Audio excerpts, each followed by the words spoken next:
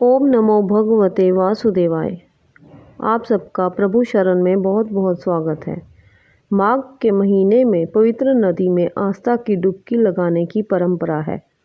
माघ में संगम पर कल्पवास करने की परंपरा है। कहते हैं इससे शरीर और आत्मा पवित्र हो जाती है। पौराणिक कथा के अनुसार इसी माह में गौतम ऋषि के श्राप से मुक्त होने के लिए इंद्रदेव ने गंगा स्नान किया था। आइए जानते हैं माघ महात्म्य के तीसरे अध्याय की कथा। तब राजा दिलीप कहने लगे कि महाराज, ये पर्वत कितना ऊंचा और कितना लंबा चौड़ा है। तब वशिष्ठ जी कहने लगे कि 36 योजन अर्थात 1 योजन 4 कोस का होता है। ऊंचा ऊपर चोटी में 10 योजन चौड़ा और नीचे 16 योजन चौड़ा है, जो हरी, चंदन, आम, मदार, देवदार और अर्जुन के वृक्षों से सुशोभित है। दुर्भिक्ष से दुखी होकर इस पर्वत को और फल फूलों से परिपूर्ण देखकर भृगु वहीं रहने लगे और यहाँ पर कंदराओं, वनों और उपवनों में बहुत दिनों तक तप करते रहे। इस प्रकार जब भृगु ऋषि वहाँ पर अपने आश्रम पर रह रहे थे तो एक विद्याधर अपनी पत्नी सहित उतरा। वह अत्यंत दुखी थे। उन्होंने भृगु ऋषि को प्रणाम किया और ऋषि ने बड़े मीठे स्वर में उनसे कहा कि हे विद्याधर, तुम बड़े दुखी दिखाई देते हो, इसका क्या कारण है। तब विद्याधर कहने लगा कि महाराज, पुण्य के फल को पाकर, स्वर्ग पाकर और देवतुल्य शरीर पाकर भी मेरा मुख व्याघ्र जैसा है। मेरे दुख और अशांति का यही कारण है। न जाने किस पाप का फल है। मेरे चित्त की व्याकुलता का दूसरा कारण भी सुनिए। मेरी पत्नी अति रूपवती, मीठा वचन बोलने वाली, नाचने और गाने की कला में अति प्रवीण, शुद्ध चित्त वाली, 7 सुरों वाली, वीणा बजाने वाली, जिसने अपने कंठ से गाकर नारद जी को प्रसन्न किया, नाना स्वरों के नाद से वीणा बजाकर कुबेर को प्रसन्न किया, अनेक प्रकार के नाच ताल से शिवजी महाराज भी अति प्रसन्न और रोमांचित हुए। शील, उदारता, रूप तथा यौवन में स्वर्ग की कोई अप्सरा भी इस जैसी नहीं है। कहाँ ऐसी चंद्रमुखी स्त्री और कहाँ मैं व्याघ्र मुख वाला। यही चिंता सदैव मेरे हृदय को जलाती है। विद्याधर के ऐसे वचन सुनकर तीनों लोकों की भूत, भविष्य और वर्तमान की बात जानने वाले तथा दिव्य दृष्टि वाले ऋषि कहने लगे कि हे विद्याधर, कर्म के विचित्र फलों को प्राप्त होकर ज्ञानी पुरुष भी मोह को प्राप्त हो जाते हैं। मक्खी के पैर जितना विष भी प्राण लेने वाला हो जाता है।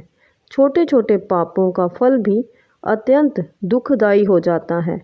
तुमने माघ मास की एकादशी का व्रत करके द्वादशी न आने तक शरीर में तेल लगाया, इसी पाप कर्म से व्याग्र हुए।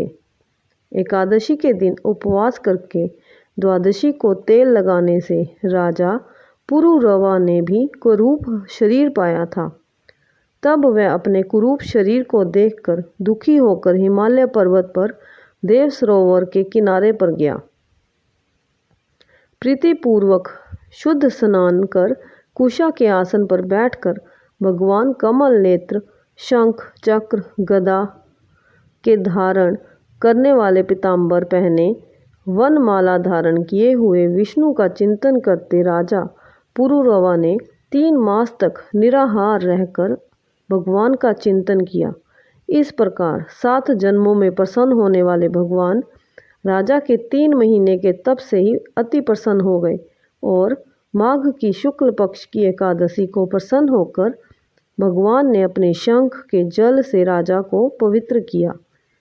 भगवान ने उसके तेल लगाने की बात याद दिलाकर सुंदर देवताओं का सा रूप दिया, जिसको देखकर ऋषि भी कहने चाहने लगी और राजा कृतकृत्य होकर अपनी पुरी को चला गया। भृगु ऋषि कहने लगे कि हे विद्याधर, इसलिए तुम क्यों दुखी होते हो।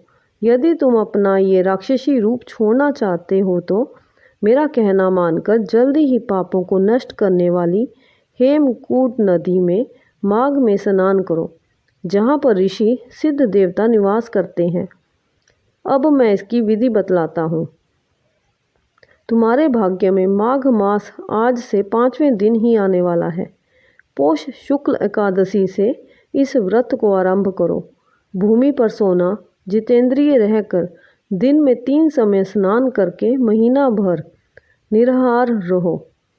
सब भोगों को त्याग कर तीनों समय भगवान विष्णु का पूजन करो। जब तुम द्वादशी को शिवजी स्तोत्र और मंत्रों से पूजन करोगे तो तुम्हारा मुख देखकर सभी चकित हो जाएंगे और तुम अपनी पत्नी के साथ सुखपूर्वक क्रीड़ा करोगे। माघ मास के प्रभाव को जानकर सदा माघ में स्नान करो।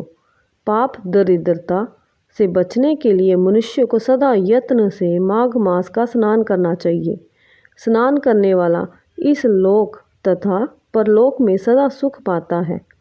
वशिष्ठ जी कहते हैं कि हे दिलीप, भृगु जी के ये वचन सुनकर वह विद्याधर अपनी स्त्री सहित उसी स्थान पर पर्वत के झरने में माघ का स्नान करता रहा और उसके प्रभाव से उसका मुख देव सदृश हो गया और वह मणिग्रीव पर्वत पर आनंद से रहने लगे।